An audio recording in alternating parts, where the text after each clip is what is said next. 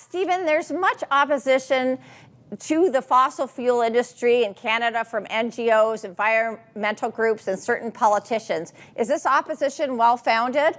What would you say? No, I wouldn't, but I would just make a couple of comments on the groups that may be considered or defined as being in opposition of the fossil fuel or natural energy industry. Canadian citizens, and I'm not meaning that in a bad way, were against it because I don't think they fully understand the processing of fossil fuel resources and how clean we do it here in Canada and how well we do it as Canadians.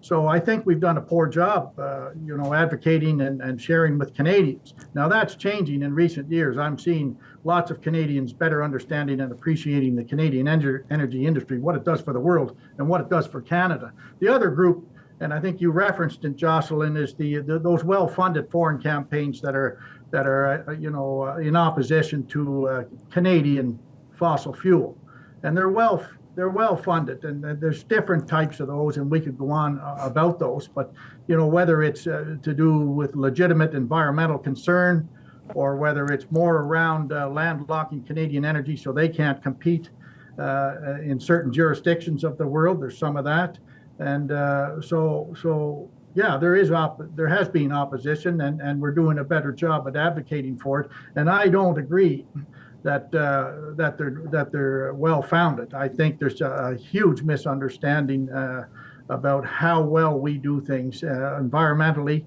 and in general around the processing and extraction of oil and gas and fossil fuels here in Canada. I couldn't agree more. We've got a great story that we could be proud of. We could get our resources to market and help China and India come off coal and have a prosperity and a cleaner planet. So I'm right with you there. Stephen, I know that strike group takes the environment very seriously. Can you tell us about your efforts?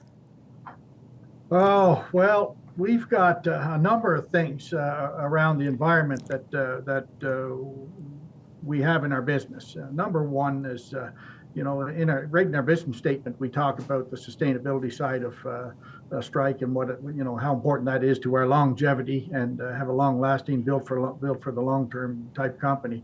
We have a sustainability report we put out annually to stakeholders and those that need to see what we do around the environment and what steps we've taken inside the company. We've got some beneficial relationships, certainly in all of the communities. So the 24 areas where we have businesses in Western Canada, there's Indigenous communities, and as part of our sustainability efforts, we make a big effort to have relationships in those communities with Indigenous nations and people.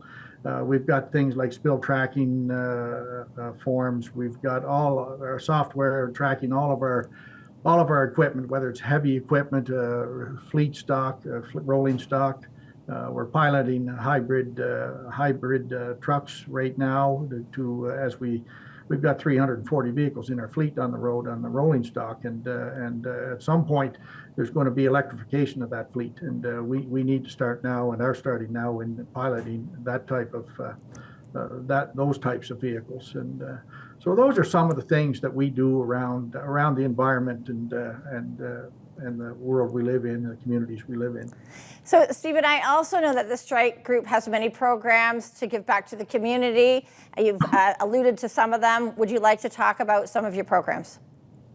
Well, since day one, yeah, I wouldn't mind noting a couple of things on that because, it's not just a program of necessity for us. The community giving is a strategy for us. And from day one, we've always given back to the community. I noted earlier that the community also gives back to us. So we give back. We've given about $2 million, maybe a little over $2 million now back to the communities we live in the form of, financial support or physical support from time with our employees volunteering and working.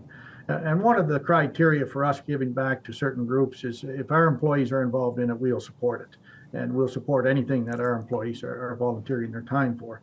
We have one other program, it's tied to safety, and our employees prepare safety observations, whether they're safe observations or at-risk observations or whatever they may be, and share those at daily and weekly meetings.